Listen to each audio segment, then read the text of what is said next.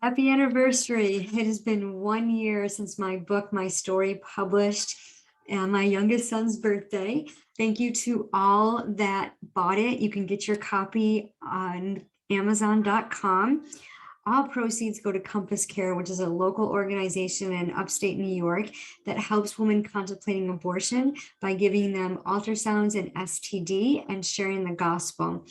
This was the most difficult thing I'd ever done, was sharing my story, but it has brought so much healing and so much conviction about who I am and where I am going. And after saying no to God for so long and saying, no way, I'm not going to do that, I had a huge issue with trust. I didn't trust God. I didn't trust others.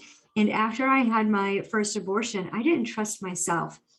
I couldn't make a decision without external validation. I had to ask 10 people what their opinion was about what I should do with my life. And this turmoil, this emotional roller coaster kept me stuck in bondage to unhealthy coping mechanisms. I turned to over drinking, overeating, and overspending. And I would get triggered over the simplest thing and yell and scream like a maniac. Ask my husband, he'll tell you all the details. So I'm on a mission to help women post-abortion, courageous women post-abortion, trust their intuition without external validation, using the power of therapeutic aroma cognitive behavior. And this technique has helped me immensely captivate my thoughts, think about what I'm thinking, understand the feelings and the emotion that was created and how I responded in my heart, so that I can get a new perspective.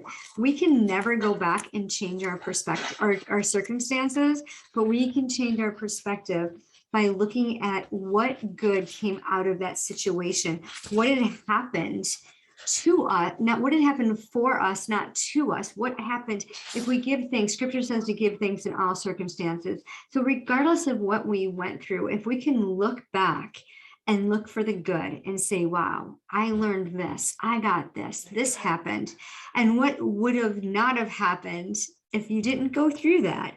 So giving thanks in all circumstances, scripture tells us to captivate our thoughts and to give thanks in all circumstances. So if you haven't gotten the book, Amazon.com, Kindle paperback, soon to be out on audio. And I just want to read the first chapter to you. I swore I would never tell. And I swore I never did, and I did tell. And I tell you, if you've had an abortion and you've been holding on to it, and it is just keeping you locked, you want to tell, get the book, connect with me. I can help you out. You can join the Heart Alignment Member Society, and you will get the healing and process the thoughts so that you can get a new perspective and learn to trust your intuition. So chapter 1, I swore I would never tell. A flash, a new memory. I heard the noise of suction. The doctor's voice said, relax, this won't take long. Sobbing uncontrollably, eyes swollen shut, snot dripping from my nose, I screamed, what have I done? No, no, no. I'll never be forgiven, never. Then I did it again. I do not recall how long it took me to make the same mistake twice. It does not matter, at least that is what I told myself. Darkness permeated my thoughts, sadness covered my heart, self-sabotage took over, and my spoken words were like venom. I was a murderer, not once, but twice. Confused, depressed, angry. I hated everyone. I hated myself. No one deserves forgiveness, especially me. A hot mess emotionally, spiritually, and physically. I became bitter, spiteful, and disgusted. I thought of the lives that were never to be, reflected on the lies I chose to believe, and made weak attempts to justify these horrific acts. I convinced myself that it was my choice, my body, my right. Why did I get pregnant anyway? Wasn't God able to fix it? Why is sex wrong? Why would God allow a 16-year-old girl to get pregnant twice? I do not understand this God of religion and rules. As I share this story I swore never to tell, I fight back tears and then allow them to freely flow. I've learned in my healing journey that tears are cleansing. It is our body's way of cleaning out the junk inside that keeps us trapped in lies, trapped in feelings of hurt, shame, and guilt. I have learned that releasing my tears allows me to embrace forgiveness, and unbury the deep sadness in my heart. For over 3 decades, I tried to bury my shame and guilt, hiding behind unhealthy coping mechanisms of addiction, retail therapy, and overeating. By no means am I a slow learner. I felt I deserved perpetual punishment. My acts were horrific, and I deserved nothing but pain. My heart ached and anger seethed through my very being. My healing journey continues. Each year, I chip away at the brick wall built solidly around me. My heart experienced healing when I adopted the modality I share in this book. The first was having an attitude of gratitude, followed by taking back control of my emotions, and finally learning to forgive yours truly. It has been a long journey, and it has taken perseverance to arrive at this wonderful, peaceful place of self-forgiveness, a place where I know in my heart that my Creator truly forgives me, a place where I know I can truly forgive others, a place filled with joy and freedom. Seek and you shall find. Forgiveness is peace. Forgiveness is joy. Forgiveness pardons the offender and sets them free, even when yours truly is the transgressor. And there's a quote here. Each and every day is a happy new day. Learn from your past, grow in the present, and soar in your future. Interesting. Soar, that's another story. But I wanted to share with you that when I wrote this book, it was in December of 20. It was published on February 12th of 21. And it wasn't until May 7th of 2021 that I truly forgave myself. I didn't think I could forgive myself because the pain was so deep within my body. I would never, ever forget. And I knew that forgiving doesn't mean forgetting.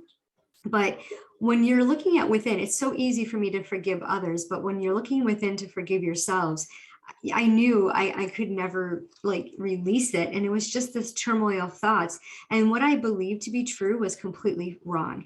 So if you are in this situation where you've had an abortion, multiple abortions, or you're even thinking about having an abortion, I want to encourage you to connect with either myself or somebody local in your community. You can just Google it, and there are people there to support you. You are not alone. And I just want you to know that you are supported, you are loved, and whatever decision you make, it's between you and God. It's between you and your Creator, and your decision does not determine your character, who you are. And we really need to grieve anything that we lose, any loss that we experience, because our as women, our wombs, we're created to give life. And when we take life, it has an impact on us that's completely different than when it is for our male counterparts, right?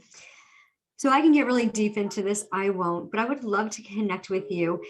In the month of May, I am doing a series, a podcast blast, where I'm going to interview women every single day from May 1st to May 31st, who are going to share their stories of healing from abortion. So tune in. Forgiving the Girl Inside, a matter of the heart. If you're not subscribed, subscribe so you can get those little reminders, notifications that a new episode is coming. Head on over to my website, lisadrennan.com. Everything is stored there. You can listen to the podcast, you can subscribe to the newsletter and get updated information, as well as join the Heart Alignment Member Society. It is an amazing program with weekly coaching. We're going to be using the therapeutic aroma cognitive behavior technique to dig deep to the root cause of your why. External validation is huge. And I know so many of us rely on others. We're in that codependency relationship. We're not able to make decisions on our own because we don't trust. And how did you stop trusting yourself? How did you stop trusting others? For me, I was able to trust others more so than myself because I was so unsure, because every time I looked in the mirror, I didn't see a beautiful person. I didn't see a beautiful child of God. And it wasn't until I applied the aroma cognitive technique that I was able to flip my thoughts. I was able to switch the things. I was able to go back and look at my circumstances and get a new perspective so that I can have a new heart. And it was all about gratitude and forgiveness. So thank you again for your support. Order your coffee. Happy 1-year anniversary.